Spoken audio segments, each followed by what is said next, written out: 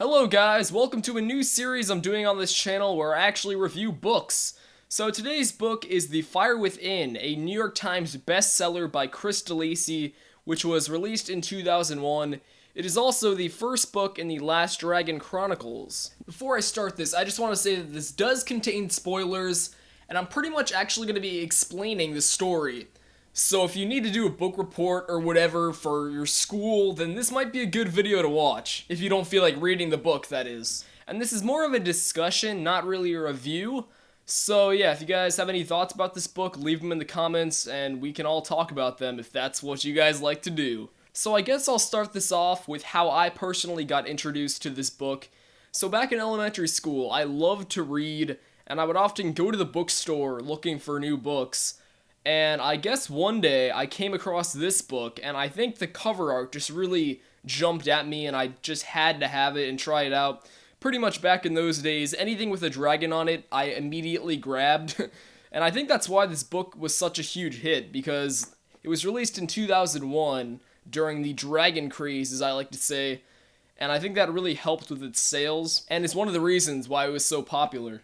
So I started reading this book when I was probably in 3rd, 4th, or 5th grade, I can't really remember, but I remember being at Books A Million, seeing it, grabbing it, and really just loving it, and getting actually more books in the Last Dragon Chronicles series. So yeah, and I remember The Fire Within always being my favorite. I thought it was the most charming, and that the other books were really missing that vibe, but I have a lot of great memories with The Last Dragon Chronicles, and when I found this book in my room the other day, I actually really wanted to read it and see if I would still enjoy it. So I read it in like a day. It's a really easy read. It's only 340 pages, and I actually enjoyed it. But the thing is, I only remembered a few things about this book, so I was really interested to see what it was actually about. I remember being little and wondering what a tenant was so bad. Like, I tried to piece it together with the story, and I guess I didn't think to look it up back then, and I was always afraid to ask my parents, so I was like, what is a tenant?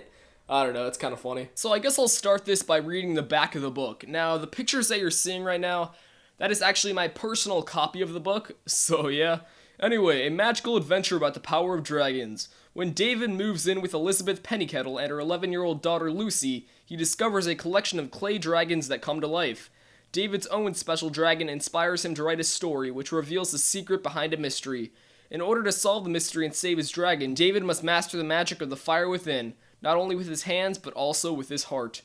So yeah, that's actually a pretty bad description in my opinion, because the thing about this book is that it actually has a lot to do with squirrels, and there is literally just no sign of squirrels anywhere on this book. There should really be a gigantic squirrel on the cover instead of a dragon, and they should have really mentioned it in the description on the back, but whatever. So this book revolves around a 20-year-old college student named David Rain, and he was looking for a place to live, and Elizabeth Pennycettle and her 11-year-old daughter Lucy had a spare room in their house, and all he had to pay was $60 a week. So he moves in with them, but there's something odd about them, because Liz actually makes clay dragons, and they're a bit weird about these dragons. They always make references to them being alive, and he just thinks they're playing at first, but he eventually discovers a little bit of truth about these dragons. I think one of the strongest things about this book is the characters. The characters are just perfect, because they're real people. There's no annoying egos, they just seem like nice, authentic people. Take David Rain, for example. He's a 20-year-old college student, but he seems to care about Liz's 11-year-old daughter Lucy so much, and would do anything for her.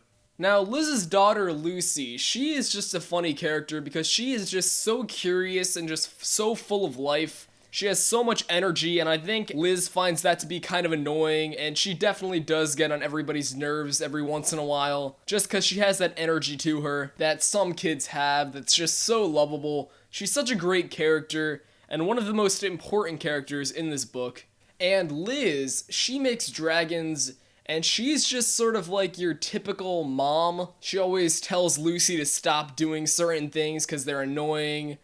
She's just like a cool person, and I think like the relationship that these three have together is just so weird because like it seems like they just met and they're already just like best friends and family for life. I think Liz sort of treats David like he's her son, and they all just seem super close, and it's actually really cool. So since these dragons are such a huge part of their lives, Liz actually ends up making David his own special dragon, and he actually names it Gadzooks. All of these dragons' names start with a G, and some of them are actually personalized to share some sort of trait with their owner. For example, Gadzooks actually has a notepad and a pencil, and whenever David's trying to think of something, he usually gets images of Gadzooks in his mind writing something down, and that's how some of the things are actually named in this book. It's a pretty interesting concept. As I was saying earlier, this book has a lot to do with squirrels. In fact, it's pretty much like all about squirrels in a way. Well, it's not all about squirrels, but a lot of it has to do with squirrels. And pretty much the story is that Penny Kettles actually used to have a gigantic oak tree in their backyard, but it had to get cut down because its roots were interfering with the road, and there used to be a bunch of squirrels who lived in it, but when the tree went, all the squirrels went too. So that really devastated Lucy, and Lucy is just obsessed with these squirrels. She gave them all a name, and she specifically loves one named Conker, who is a gray squirrel who only has one eye. And because of him only having one eye, he is the only one who actually didn't go when the oak tree left. So he's still in their backyard. And they think he's staying because he's hurt, because he only has one eye, and that he can't really get around much. Before I even picked up this book again, I did not remember a single thing about squirrels. So when I started reading it again, I was like, oh, this is probably just a short little side story about a squirrel. But then it kept going on and on and on. And to be honest, it actually sort of slows the story down. Just because it's so long and the story itself isn't really that interesting. And I feel like the author did this just to sort of make the book longer. There were times when I felt like just quitting the book. And I would really force myself to go chapter to chapter. That's the good thing about this book, is that the chapters are so short. So I usually read chapter to chapter with those boring ones. They run into a problem with their next-door neighbor, Henry Bacon. Henry Bacon sort of reminds me of Uncle Vernon from Harry Potter. I don't know why, he just does. He's just got that attitude about him. He's sort of like a cranky guy who's not very sensitive when it comes to other people's feelings. He actually made a trap to catch a rat that he thought was living in his backyard, but David just made that up. And throughout the little story, they're worried that Conker will get trapped in there, and it causes a little bit of tension, but it's just not really that interesting. One thing I do find very strange is how much David cares about these squirrels, especially when he first meets Lucy. Like a 20-year-old college student caring that much about squirrels, it just seems sort of ridiculous and forced. But then again, it's pretty awesome at the same time, I gotta admit. And the way he speaks about these squirrels and his thoughts, it's just kind of funny.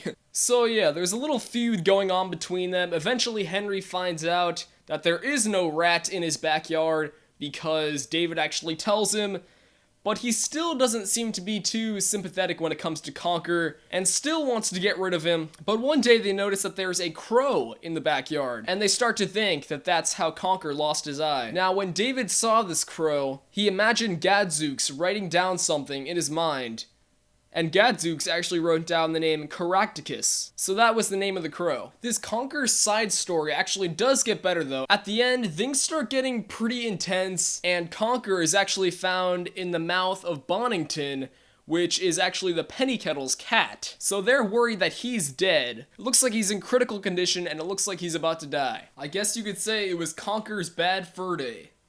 Oh. They decide to take Conker to the Scrubbly Wildlife Hospital. And they're familiar with this because they actually got a little letter in the mail. And because a girl named Sophie came over to their house and was asking for donations. And Liz made David give her a lot of donations. Now, Sophie is a shy girl who actually volunteers there. And she's about David's age, and they're immediately attracted to each other. And they eventually start dating. And to be honest, Sophie's actually one of my favorite characters. There's something really sweet and charming about her that I really like. She goes on to care a lot about the squirrels as well, and about the Pennycettle family. When they take Conker to the hospital, they also bring along his other squirrel friend named Snigger. Now, Snigger is actually perfectly healthy, and technically they're not allowed to keep him there, but they do anyway, because they're best friends. The squirrels eventually recover and get set free in the library gardens, which is where all the other squirrels went. Now, the Pennykettles, David, and Sophie went back there a few weeks later, and they actually found Conker dead. So they bury him, and it's sort of a sad moment, and the squirrel side story ends right there. Now, while all that was going on, a lot of other stuff happened as well. For example, Lucy loves stories, and she always wanted David to tell her one, but David always said, "I don't write stories," and that he wasn't very good at it. But for Lucy's birthday, he decided to give it a shot, and he started writing a story about the squirrels. And some of his story is actually written in the book as he reads it to Lucy, and it's sort of boring in my opinion, but that's just me, I guess. And he works on it throughout the story, and it seems like Lucy really appreciates it. He's also trying to find the truth about these dragons throughout the story. For example, he also tries to sneak into the dragon's den when it said that kilning was in process. The dragon's den is where Liz makes all of her dragons. He had never seen a kiln in there, so he was always a bit suspicious about it. But when he touches the doorknob, it is insanely hot, and he's really curious about this whole dragon thing. He starts to think that the Pennykettles are a little weird. There's also a part where Lucy gets dragon pox, and he overhears Liz telling a very old story about dragons. As I was saying earlier, David gets in a small fight with Gadzooks, and Lucy is worried that he might shed a fire tear. Liz actually even says, without fire, they enter a deep, dark sleep. And that's a reoccurring theme in this story, to always treat your dragon kindly, and that your dragon is there to help you. And David is actually a little bit hesitant to that, because he just thinks it's all ridiculous baloney. Towards the end of the book, David actually asks Liz if he can actually hear that full story, and that story is actually called The Song of Guinevere. And it's pretty much a story about the last dragon, Gawain. And the villagers are all scared of him because they think that he's gonna hurt them. Now there's also a woman named Guinevere, who is believed to be an ancestor of Liz and Lucy.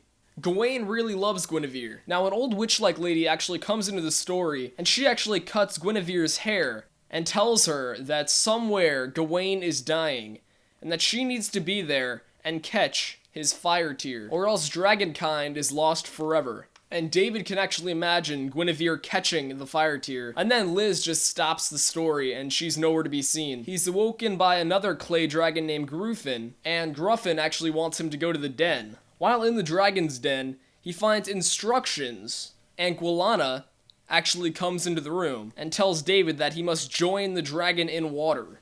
He actually ends up saving Gadzooks and ends up rekindling his spark.